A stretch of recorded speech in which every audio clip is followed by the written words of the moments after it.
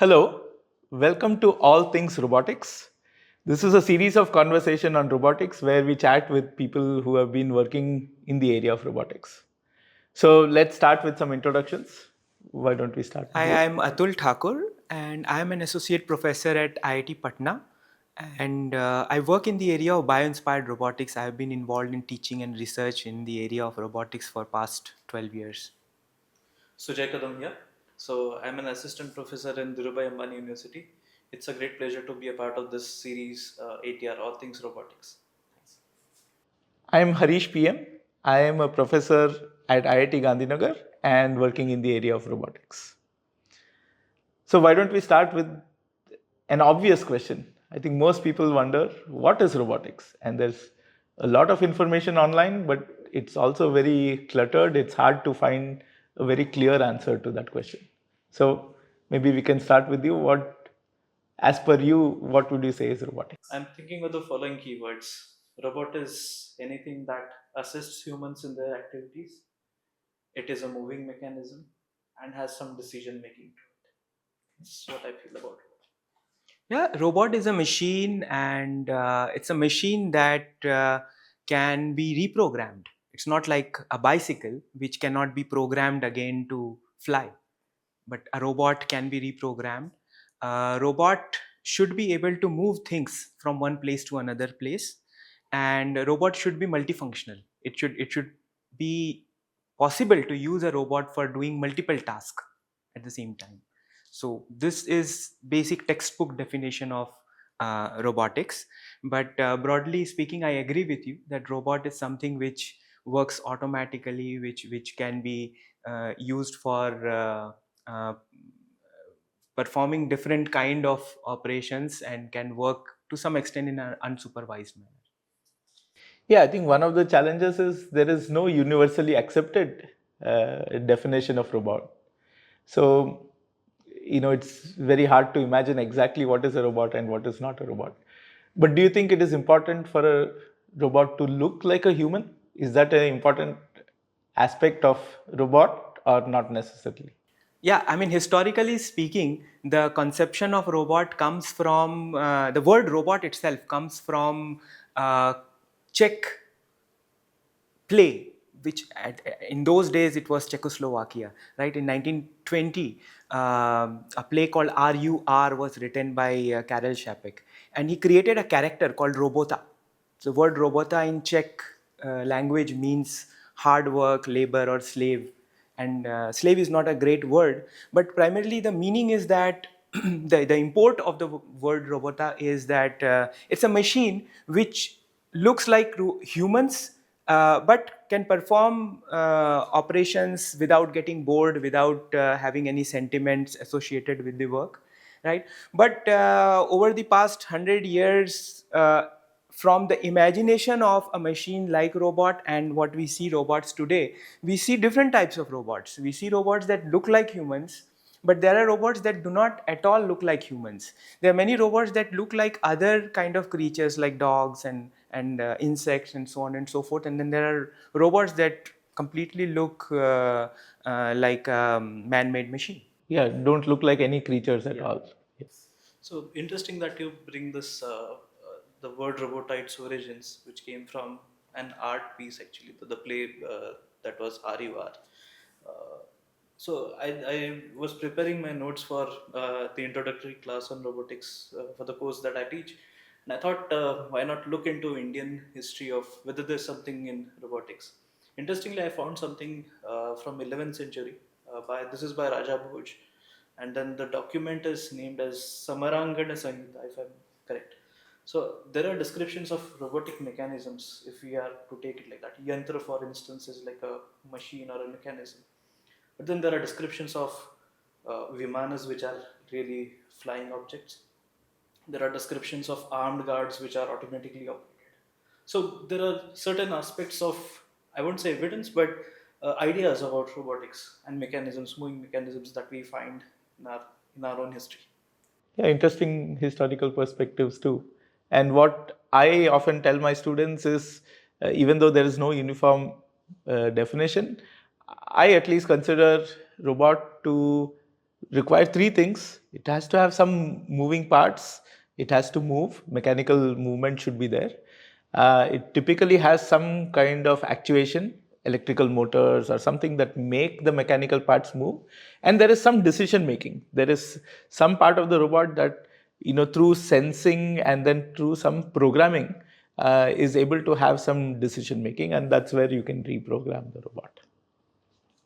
Okay, so then let's move on to now when you think of robotics, what are the typical fields or subjects within robotics? What should a student, how should a student approach robotics and think about robotics?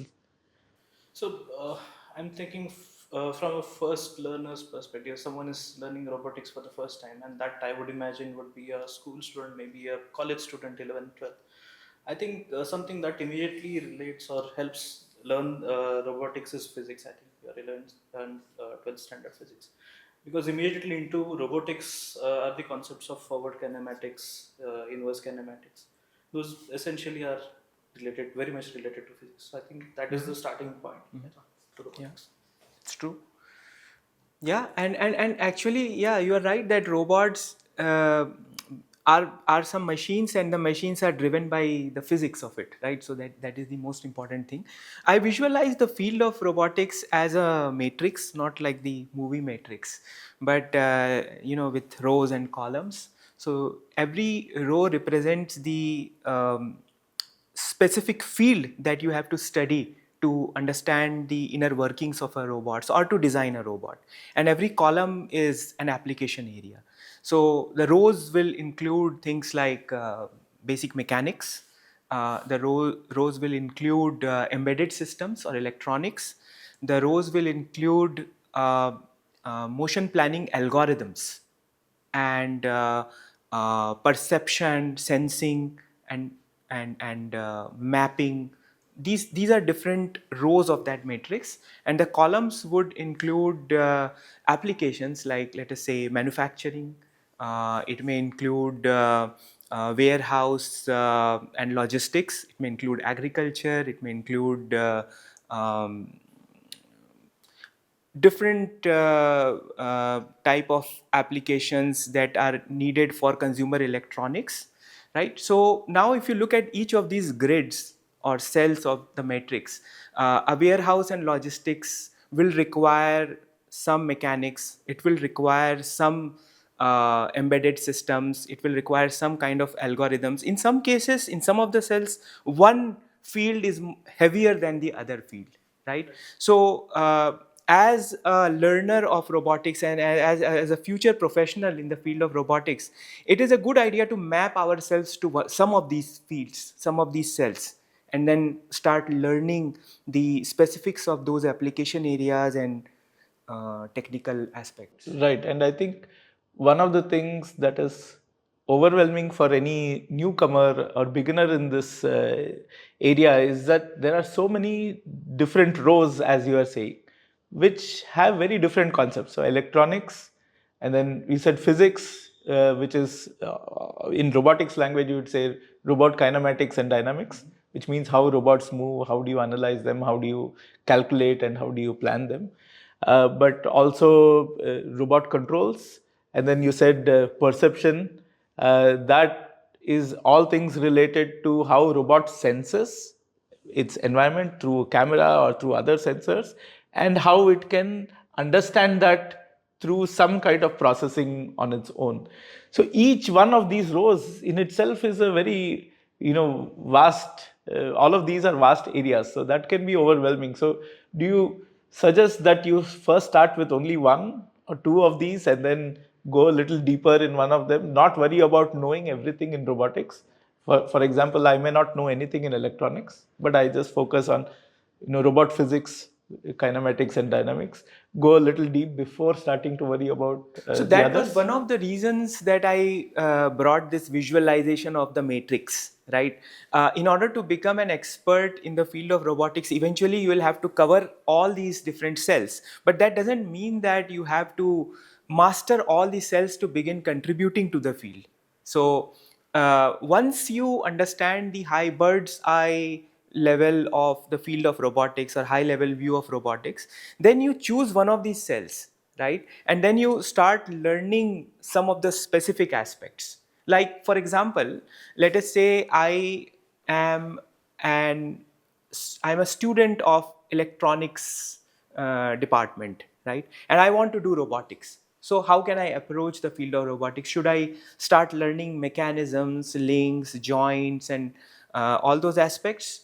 Well, that is very well something that you can do, but an easier thing for you to do would be to look at the embedded systems aspect, right? Because you have done some already done some courses in circuit design, in the PCB layouts, and those kind of things, IC, integrated circuits. So you can actually approach the subject from the point of view of embedded systems and start your journey of robotics from that cell. Right. I agree with both of your views. So robotics is by nature interdisciplinary, and the matrix that you mentioned is really several disciplines. So you cannot master all these disciplines, that's for sure. But you should probably know each discipline to a good detail. And I think what I'm hearing from both of you is you start somewhere. Don't worry about the big picture too much when you're starting. You just pick some place where you feel you can get started right away, and things will evolve after a while. You do something there, you make some contributions. I want to do some add a projects. personal anecdote here. When I started learning about robotics, um, like I entered into the field of robotics from the field of computational fields in virtual environment, virtual reality. So that was my entry point. So the first time I started working with robots was when I participated in a competition, in a robotics competition. And That's a great way to start. I think a lot of students get yes, and started like I that. feel that that was, yes, as you say, it's the best way to start, because I actually built a robot, and once I built the whole robot, I looked at the mechanical aspects, I looked at the electronics aspects, I coded it up, right? Uh, After that, whenever I learned any other subject, the application mapping was always that robot. Even when I study something today, I somehow connect the concepts to that first robot that I built. Right. So, participating in robotics competitions is one of the best ways to embarking upon this journey of learning robotics. Right. Excellent point.